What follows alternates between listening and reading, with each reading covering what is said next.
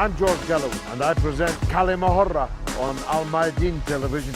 Here we are in London. I speak my words freely, either in Parliament, on television, here on the streets of London. كلمة means free word. That's what I speak. So كلمة is a two-way conversation. Check it out on Mayadeen television. Welcome to كلمة with me, George غالاوي, on Mayadeen television. Coming to you from London, but discussing Afghanistan. After the beginning of the war in Afghanistan in 2001, the then Foreign Secretary of Britain, Jack Straw, rose in the House of Commons in February of 2002 and expressed the hope and indeed the belief that British forces would be home by Christmas. I rose in my place and told him, our soldiers will not be home 10 Christmases hence. Jack Straw laughed, and he invited the whole Parliament to laugh with him. Oh, how they laughed. Well, they're not laughing now, any more than the government of the United States and the hundreds of thousands of American soldiers' families who've seen their sons and brothers and husbands go, some of them never to return from Afghanistan. The war on Afghanistan has been, in my view, an unmitigated disaster. By unmitigated, I mean no characteristic of it can be said to have been a success. And moreover, the very people that all these Western soldiers invaded Afghanistan so long ago to remove are about to return to power. As a matter of fact, very soon indeed. Because the proximate cause for this debate today is President Trump's declared intention, and I think we should believe him, to withdraw American forces finally from Afghanistan. I say finally because the Afghan war is the longest war the United States has ever participated in, longer even than the imbroglio, the bloody swamp of the war in Vietnam and Indochina. So if you fight a war that long, with that many casualties, costing that much money, and as soon as you leave, you're back to the status quo ante, that's got to be judged a complete failure, as I predicted it would be at the time. Just another of the occasions when yours truly got it right and our political masters got it entirely wrong. Now, we have an audience here of distinguished experts, one or two enthusiastic amateurs like myself, and we're going to try and drill down to get to the heart of the matter, which is this. Why did the United States fail in Afghanistan? Why did the British and other participants in the invasion and occupation of Afghanistan fail? And of course, just as importantly, what's going to happen next? So we have Afghans, we have distinguished scholars. Let's get on with the debate. Who'll speak first? Sir, why did the West fail in Afghanistan? Always assuming, of course, that you agree with my thesis that they did fail. Well, I agree with your thesis, but there is another dimension to it, which is that in the words of Henry Kissinger, he said, it's irrelevant if US punishes enemies or not, but it definitely punishes his friends. And US is responsible for the 70,000 killings as a result of this invasion in Pakistan, $120 billion economic and infrastructure losses to Pakistan as a result of this war. 2.5 million refugees from the first war against the Soviets, and that continues in Turkey. US intervention in Iraq has caused the same kind of situation for Turkey, or 3 million refugees, infrastructure losses. So what we see from on the both sides, the US policy is damaging its friends. And that's what I said to the Turkish Prime Minister. I said, the problems you're having in your borders is not because of your enemies. You're having problems because of your friends. And the other side of the flip side of the Foreign Policy magazine published, the cost of war in Afghanistan was $28 billion a month, which is to find about 150 Al-Qaeda suspects. Now that is a very huge cost to the US taxpayers. And the other side of it, that all this money who actually never leave USA, which has been promised for the Afghan, according to the Afghan ambassador. And they are saying all this money is parked in the offshore banking system or those corrupt financial systems which are available in this offshore banking. I believe that they are the people who are profiting from this war, and they are the people who are responsible for fueling these various kinds of conflicts to profit from it. Until you have these offshore banking system finished, it's unethical, immoral, and illegal. Until and unless we deal with it, we will not have any peace. For example, the Swiss banking system is designed on corruption. For example, if you put your money in, they charge you 2% and then they lend it on 4%. The Swiss banks are profiting from for doing nothing.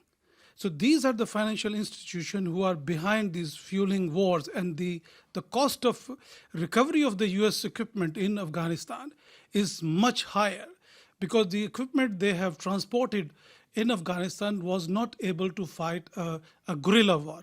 They had those big APCs. Even when Pakistan stopped the NATO supplies, the US requested that we would like, please, to have the nappies for our soldiers because they were using those nappies when they were fighting in Afghanistan. And you can imagine when a soldier cannot come out of his APC to have a pee, how difficult it is for them to work around. And at the time, the 70% of the Afghanistan was under Taliban control. We know the Italians and the other forces were paying protection money to Taliban to have a peace. We know that British forces were having an agreement in Helmand province with the local Taliban. But when the US come and they were mining uranium from those mines, so the British said, okay, you want the mines? Okay, then you have the security as well. So this is a situation which is based on a corrupt system which is costing lives and limbs of many innocent and civilian people, and nobody's talking about it. Let me ask you just one more question. As we agree it has been a failure, the characteristics of the failure are on one level easy to see, but it is less well understood that opium production in Afghanistan is now far higher than it was before all this started. Am I right? Well, in 2001, when the war started, the drug scope reported that the increase in the drug production was 14%. But now, as we speak now in 2019, the drug production has gone up to 40%. And that is about $30 billion worth of drugs have been transported from the Afghanistan, which is controlled by the US militarily. And about 30% of that money also goes to Taliban which is about 380 million. These are official figures which are presented in a LSE by a diplomat. So now, 380 million what a year goes to the Taliban? Yes, because of this drug production. Plus, quite good business. Every truck enter into Afghan territory from Pakistan, the Taliban get paid $20,000 for the protection for that truck to leave the border and to reach to its destination, and they've been doing it for a long time. So the war in Afghanistan actually a big fraud, which is, and my friend colleague from Canadian journalist, he told me that there are thousands and thousands of soldiers who go to Afghanistan to fight a war, but they actually never leave the base. They stay there, have 4 meals a day. On Thursday morning, they will have some security cleared traders who will bring their local carpets or whatever they sell to them. And after 6 months duty, they will go back to the US or wherever they come from. So the actual fact that this war is not the way it is, because there is no known enemy to fight with. And the equipment they are using is not designed to fight those enemies.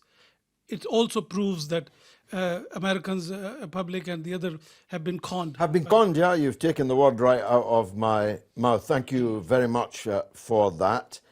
Sheikh Kalbawi, you are a distinguished Islamic scholar. I'd like to ask you, if I may, for the benefit of the international audience, for the ontology of the people who are involved in this fighting. What is the Taliban? How does it differ from Al-Qaeda and ISIS? What are the theological and therefore doctrinal political differences? Thank you very much, George. And it's a very significant topic to discuss. Why I am saying that? Because unless the world understand the real issue in Afghanistan and the war, they will continue to be in a mess. Many lessons have been neglected. I lived in Afghanistan and Pakistan, as you know, and have very good relation with all the Mujahideen leaders, those who died and those who did not still alive. And in 1952, I came through a document in the British Library that the British government Foreign Office asked the British ambassadors in the area, what do you think about the advance of communism in the area after 1952 in Egypt, the revolution, and after Mossadegh in Iran, 1951. The astonishing answer came from the British Chargé des Affaires in Kabul. He said to them, to the Ministry of Foreign Affairs, communism will never succeed in Afghanistan. This is number one. Number two, there will be no coup d'etat or a change of power unless someone from the same family. And you remember Zahir Shah, he ruled Afghanistan from 1933 to 1973. And then Sardar Dawood came in, and it was the road to the socialists and then the Soviet invasion. So it is not only an internal problem. Taliban is doing the same thing all the Afghan people were against. They were against the invasion from Russia, 1979. They were against the communist coup d'etat in 1978 in Kabul. And they were against the American invasion, if I say that, from 2001. The most important point I would like to say that the Taliban have their own version of Islam understanding. I have not seen it even in the Hanafi school of thought, which they are or should be adopting. It is something new. Human rights, women's rights, the extremism, but they are defending their country. And that's why the problem will continue if any foreign power would think of coming to Afghanistan. The mountains are fighting with Taliban. The people are happy with Taliban, although are not satisfied with their understanding of Islam, the way they understand Islam. So the results will be catastrophic, more if the Americans will not go out from Afghanistan. The Americans nowadays on the international scene, as you know, all of you know, have failed in their trial to oppress the Islamic Republic in Iran. And they have failed in Afghanistan, and they are trying to talk to Taliban. Taliban was the worst enemy, more than Al-Qaeda, more than ISIS. But after the death of Osama bin Laden and the fading shape of Al-Qaeda, ISIS came up, but now they are as well fading down. They are being defeated in Syria, in Iraq, in Egypt as well, in some other parts. But the Americans should learn the lesson that the British understood since 1952. To live in a peaceful world, we have to be friends, we have to be brothers, we have to respect each other, we have to value the other people's traditions, because you can't oblige people like the Afghans to forget their traditions. The problem in the future, I'm saying to my friends here, the problem in the future is not America. The problem in the future is the political instability in Afghanistan. Just lastly, before the break, this unique interpretation of Islam which you say the Taliban have developed, how does it differ from the pan-Islamist Al-Qaeda ISIS phenomenon? And insofar as it differs, does that make it a legitimate negotiating partner? After all, I certainly always argued in Parliament that we can negotiate a settlement with the Taliban because all they want is control over their own territory. They have no interest in anyone else's territory, let alone the length of women's skirts in Copenhagen or the sex scene in Soho. They are interested only in their own country. And that makes them negotiable, don't you think? I do agree 100% that they are local and they concentrate on Afghanistan. But the Al-Qaeda and ISIS and some other groups claim that they are international and they are supported by foreign powers and local powers. The many hands involved in the Afghanistan war and jihad will spoil the unfortunately for some time what we call peace. Peace is not withdrawal, and Americans are not happy with the word withdrawal. They want to keep their dignity more and more. It is failure and withdrawal, and they sought it, but peace is something else. Peace is in culture, peace is in education, peace is in development.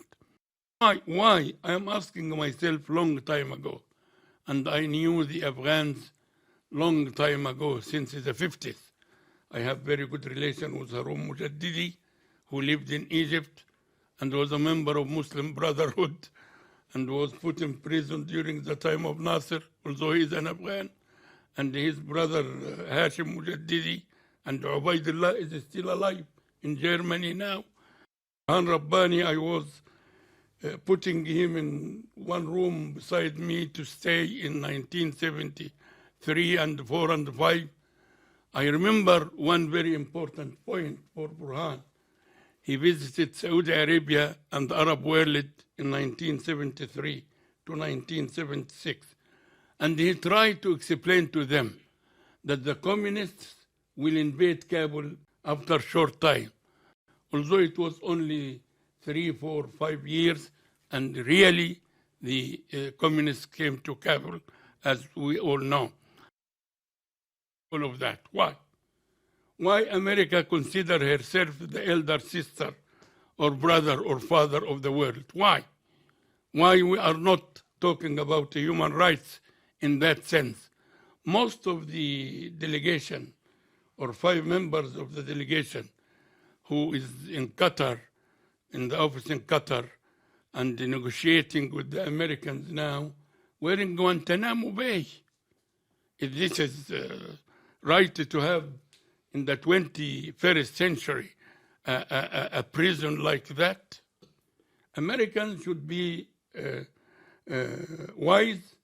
Americans should treat other people like their brothers, friends, equal, and the West in general should look at that. We should develop the Arab world, and we should develop Afghanistan in the beginning. The money that has been spent on wars and rockets and tanks And corruption. Corruption is local inside, but I am talking about the money paid to continue the war could build all the world for the third millennium, not only for a decade or two. Let's take the gentleman in the middle. We mustn't let the front benches hog the show. Go ahead, sir. To talk about the suffering of the people of Afghanistan, they're far more qualified to do that. But coming back to why the US lost, we can look at it because from this way, that militarily they were very strong, but they didn't have a focus on what they wanted to achieve. What were the outcomes? First, it was we're going to smoke them out of their holes. Democracy, human rights, women's rights. The target kept changing. The target kept changing. You know, first they were going to smoke them out of their holes and get rid of Al-Qaeda. It was nothing to do with Taliban.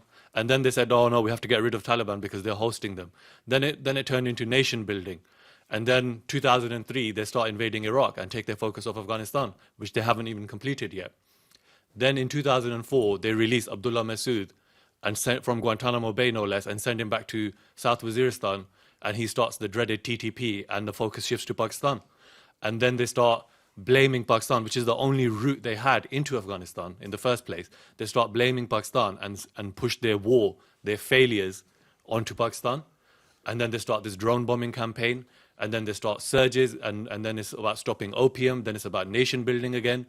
They didn't have a clear focus of what they wanted to achieve and at what point they were going to get out. They went in, and like Iraq, they did the same thing in Afghanistan. They had no exit strategy. They didn't know when they wanted to leave. And then the deep state said, actually, we might want to stay here because we can look at China from here. We can look at Russia from here. We can keep an eye on Pakistan from here. We can destabilize Iran from here. So even now, as Donald Trump is, you know, rapidly trying to get out of Afghanistan, there is a deep state in America which is trying to keep American bases and American military presence and intelligence presence in Afghanistan for as long as possible because they want to use that as a base for future operations. It's difficult. And then they wanted to bring India in. They spent many years trying to convince India to send its military into Afghanistan, which India said, okay, we'll spend some money and redevelop Afghanistan, but we'll never send any military over there because it's a futile exercise. So that's one of the main reasons why they failed, because they didn't know Perhaps the what they Indian wanted to government achieve. asked their mother, as I'll never forget that quote. Thank you for that. On the discomforting thought of Donald J. Trump as the father of the world, we'll take a break. I'll be right back.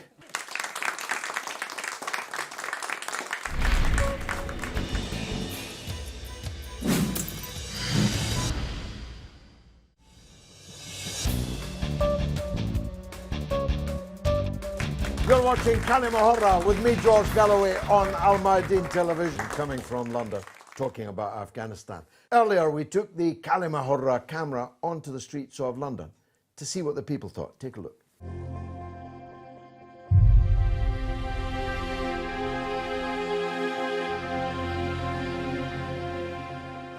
Do you think the US has won or lost the war in Afghanistan? I think it's pretty clear that it's lost it long since.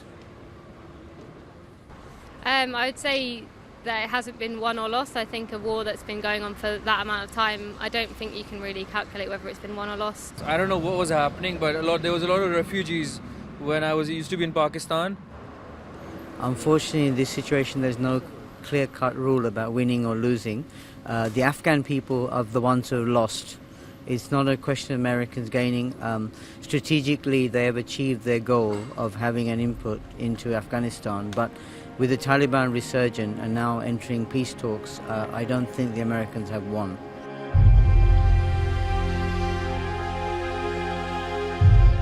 The war has been going on for about 18 years now. What do you think's been achieved in Afghanistan, if anything? Very, very, very little.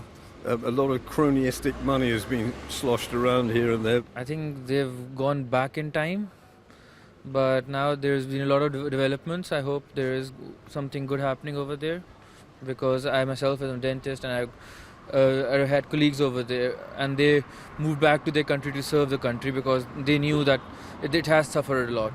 The country is still facing a lot of problems, still facing the problem of terrorism, and still facing problem of poverty. And I think that there is no achievements because the war brought more and more problems for Afghanistan. Sadly, nothing has been achieved. At least the Soviets aren't there, which is a good thing, and at least the Taliban have gone out of power, but unfortunately the Taliban are still quite strong. Why do you think the opium production volume has increased 4 times under the US occupation than it was during the Taliban era? There were controversies that they themselves were growing it for the army was doing. Their people were doing the US wasn't, but the army who were posted over there, they were involved in it. And I remember there was a documentary as well that there was emerald trade was very high. These US Marines were carrying emeralds and selling it in the US, something like that. I think the problem is there's a lot of corruption. Independent warlords have arisen and they're making money from the opium. At least with the Taliban at one stage they tried to cut down the opium production. But even the Taliban controlled areas, they make money from opium.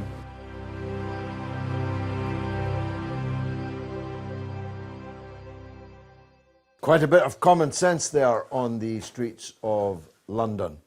Asif, you're Afghan. I've known you, seems like, half our lives since this began.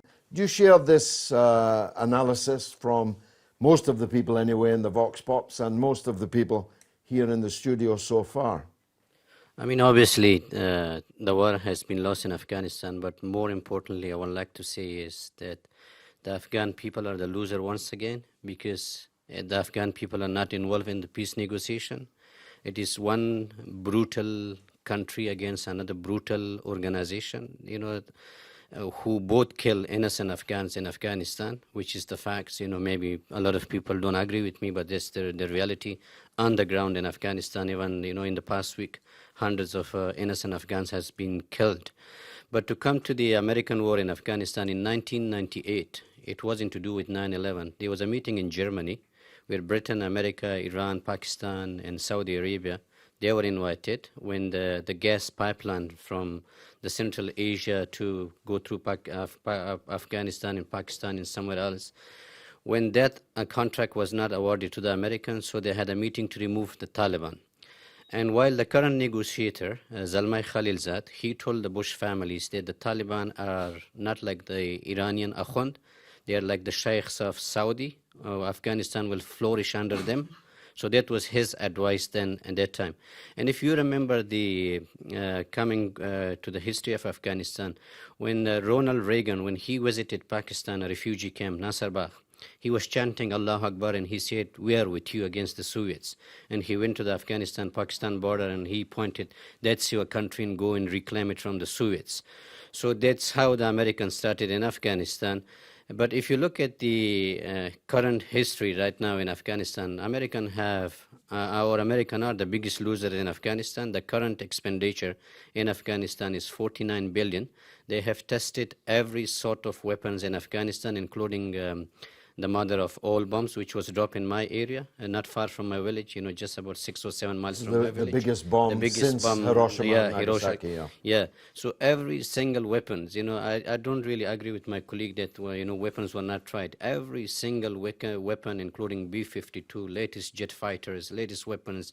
Now even currently, the American soldiers are having personal drones, to go and check the areas, given each soldiers in the south of Afghanistan. But coming to the point is that yes, the Americans have lost the war, but there is a mega project coming to Afghanistan will be the Islamic State, to destabilize Iran with the support of the Americans. So that's for sure. The Taliban will be busy if they come to power in Afghanistan. They'll be busy fighting the Islamic State.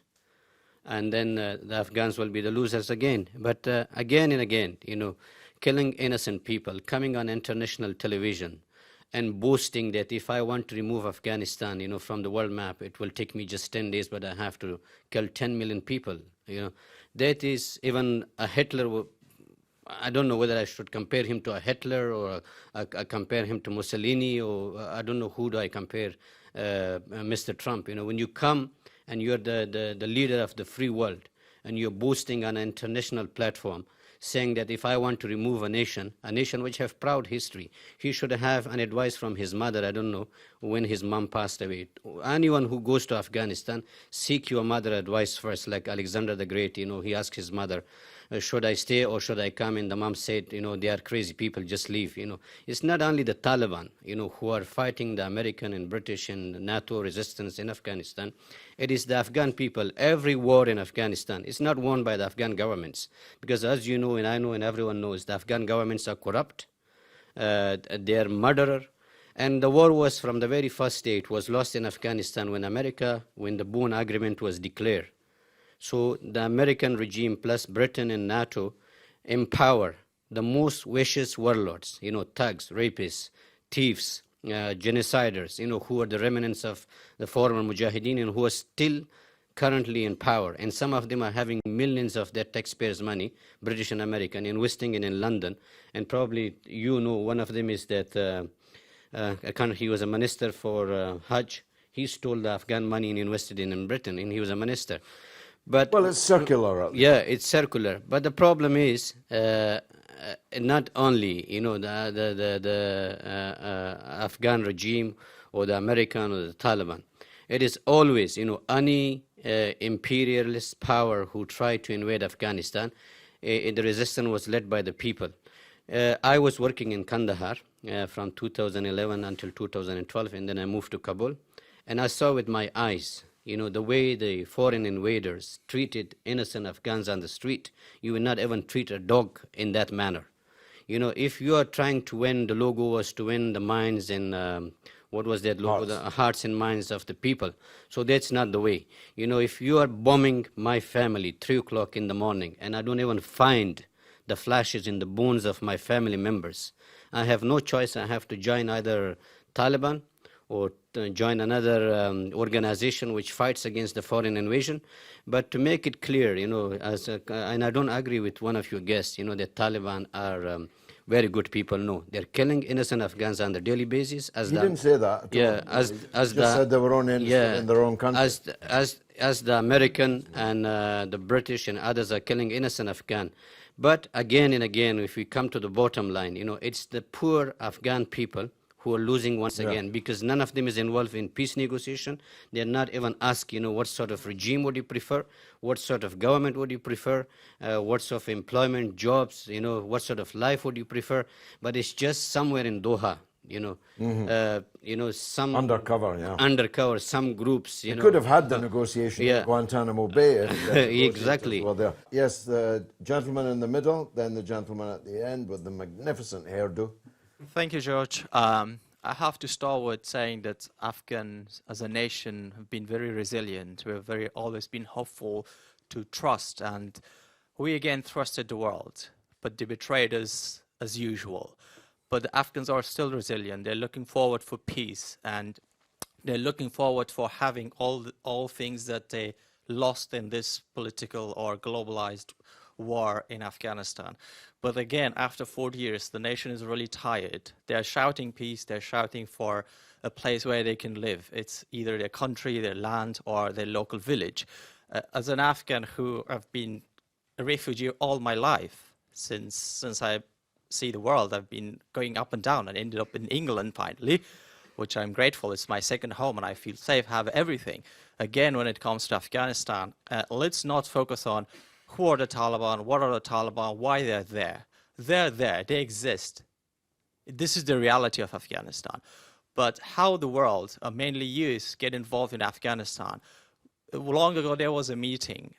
Many Afghan specialists were invited, including myself, asking, we're leaving Afghanistan. We are planning to leave Afghanistan. This is your country. Help us to exit.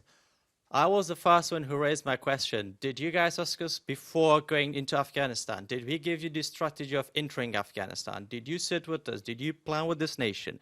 No. So why should we offer you guys the exit strategy now? Find a route that you went in and find a route to leave the country. But their point was, we don't want to leave Afghanistan in failure. Well, you do it or not, but the failure is there. A blind man can see it. So on the other hand, we're at the moment, we as a nation focusing for peace. We're really not wanting to talk about war. We're really not wanting to talk about terrorism. But in terms of giving, Afghans have given a lot to the world against the communism, against the globalized terrorism, and everything you see. Today, the Middle Eastern countries, the Arab world, should be thankful to Afghan nation. We stood against the communism. They were not there to convert Afghans into communists. They were there to step on Afghanistan, get the regional power, and have a strategy and focus on the Middle Eastern and the Arab world oil. That's where the Americans felt, okay, it's time for us to get it. And coming back to the comments of Sheikh, I very respect with him, with the issue of that, what the Taliban are, how they think, how they interpret Islam. But the Mujahideen leaders were Al-Azhar University educated people. Why they waged a war, a jihad, against a political issue in the region? Okay, they said we are fighting for freedom. The country is free. The communists left. So why are you going to kill your people? Why are you destroying your roads, your bridges? Is this what interpretation of Islam told them at Al-Azhar University? Mujaddidi, Rabbani, all these names have been mentioned. They have clear records of human rights violation, killing thousands of people. So what is the difference between him and the Taliban? Nothing. Let me hear from the gentleman on the end, yeah. Thank you very much. Coming first to the answer of the question, did US win or lose? They had certain achievements, and one of the achievements for the US is the being in the heart of Asia. And because of the issues they have got with Russia, that's why the only thing Afghanistan has got is the location. So they are here. So once they came in here in 2001, then the initial thing they wanted to do was build a ring road, which is connecting Kabul to Mazar, to Herat, to Kandahar, which is going in circle. And the cost was 1.5 billion for that. They wanted to do that, and then in 2003, their priorities changed. So they went to Iraq. So the number of people they had in Afghanistan was about 21,000 at that time in 2003, and they increased in Iraq to 148,000. So the reason they lost the war in Afghanistan, or they lost in Afghanistan, was because their priority changed. And also, other things that the US could do during this time for 19 years, they could have invested in the system in Afghanistan, which they never did. So if they can, 40%, as my colleague mentioned, that 40% opium has increased, they could have done so many ways to do these changes in Afghanistan. They could have made a system to catch where the opium is and how to find it and how to fight against it. The money that was invested in Afghanistan, they all went back to the US and other countries. I was working in 2010 there. So they had three categories of people working. They had expats, they had OCNs, which are called other country nations, and they had LNs. So an LN, for example, the salary would be around $300 or $500.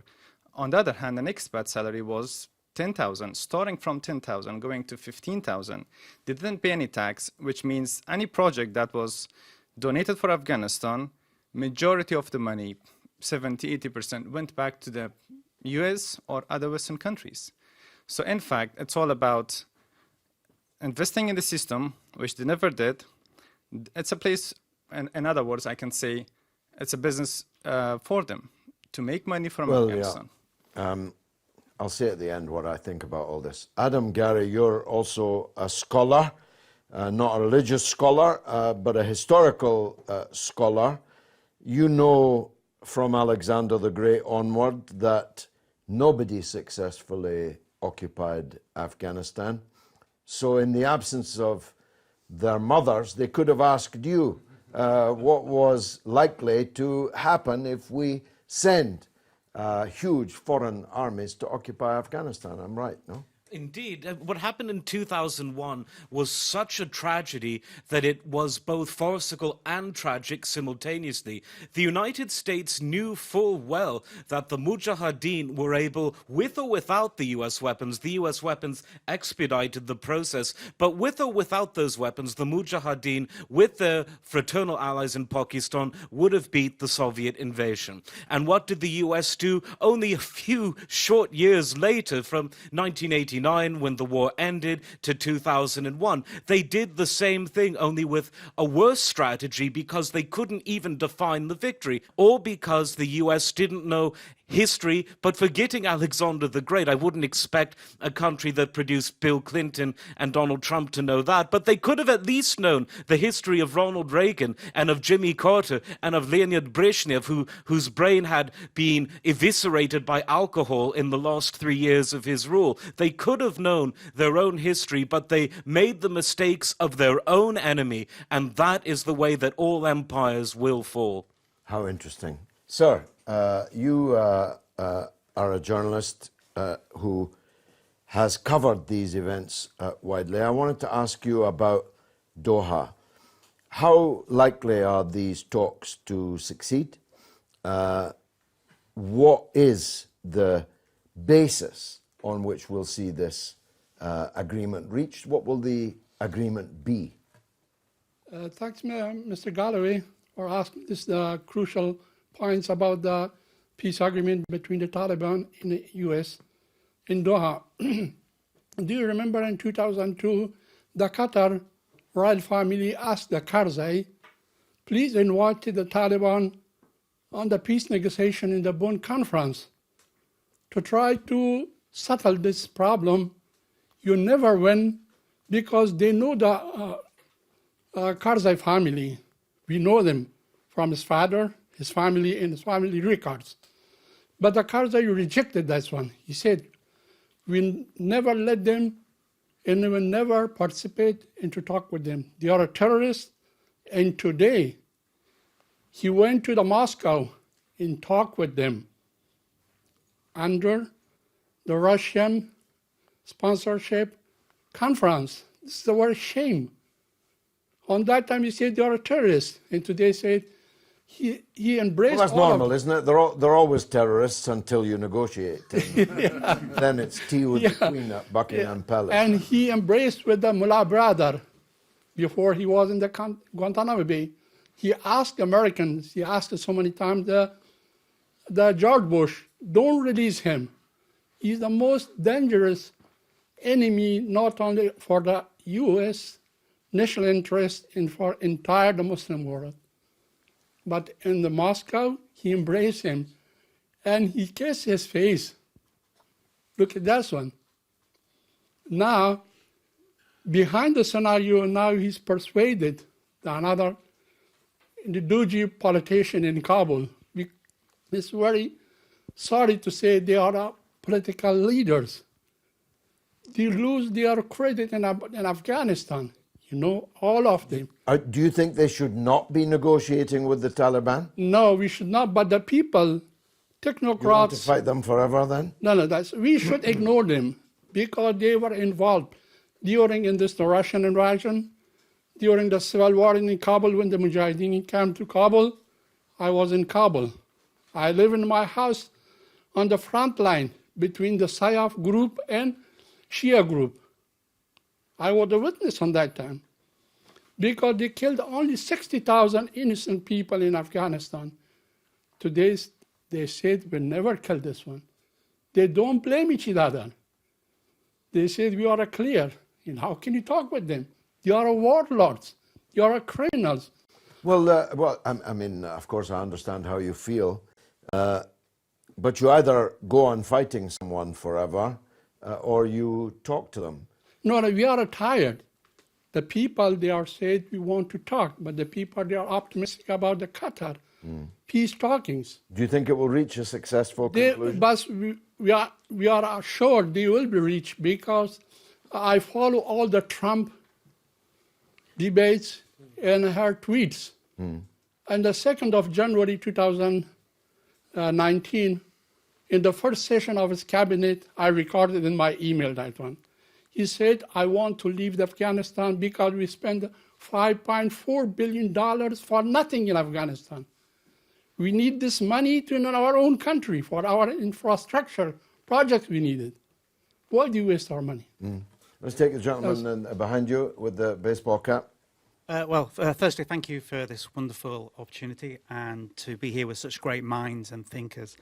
I'd just like to add some more nuance to this political arena we are at the moment, which is that using the term USA is a good term, but I don't think it's totally helpful because the individuals involved, like Tony Blair and Bush and other characters around them, these people are Christian, fundamentalist Christians, and they have their own vision of the world. And I think it's a bit unfair bringing all of USA in on their very narrow-minded and extremely horrific ideas, which is basically perpetual war.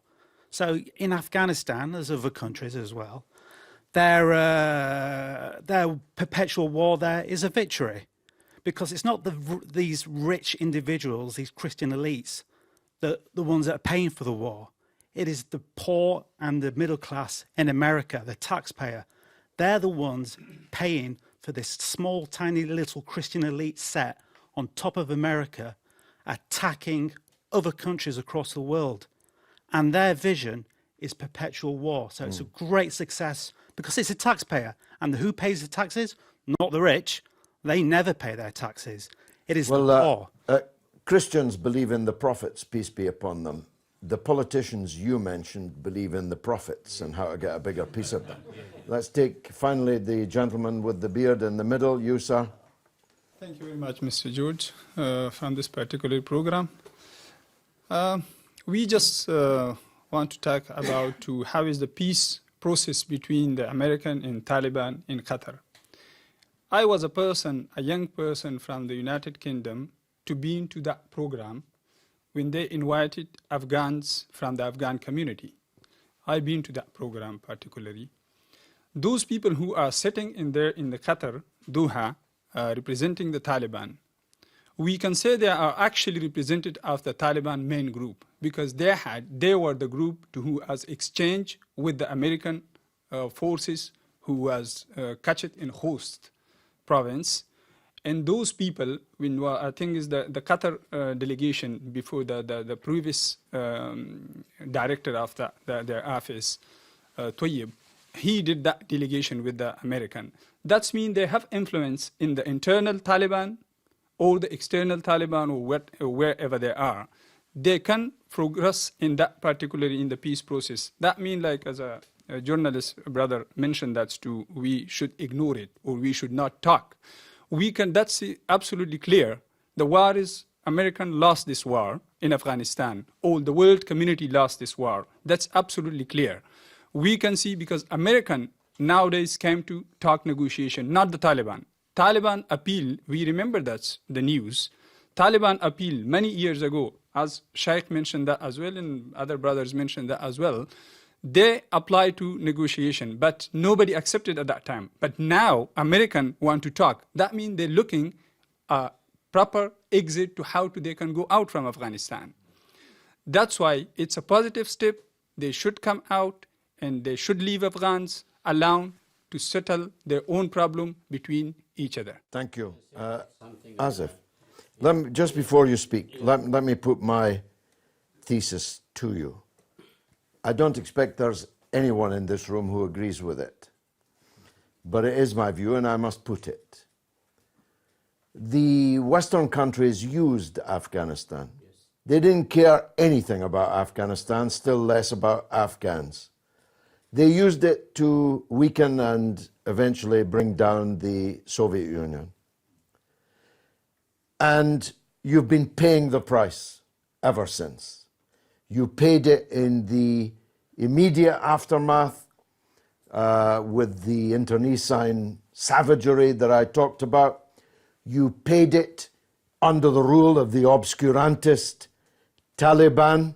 You paid it when they invited in and gave succor and comfort to even more extreme Islamist factions like ISIS, or rather Al-Qaeda, which morphed into ISIS. And now, after all this suffering and all this blood, you're actually about to turn the page back to a period which was itself extremely dark. I told Mrs. Thatcher on the eve of the fall of Kabul, forgive me, Doctor, that you have opened the gates for the barbarians, and a long dark night will now descend upon Afghanistan.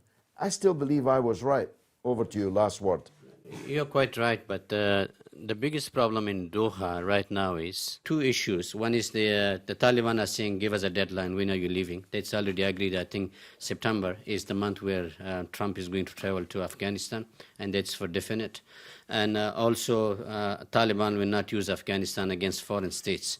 But again and again, our suffering will still continue, because this is just, in Afghanistan, there's a proverb, saying that you're putting a muddy nose for yourself, so, people don't see that you have no nose, So you're just putting a muddy nose so that, you can exit Afghanistan and thinking that we have not lost the war. Well, look, unfortunately, time is up, indeed, beyond up. But trust me, this issue isn't going to go away, and we'll be discussing it again. I've been George Galloway. This has been كلمة in London on Afghanistan. Thanks for watching.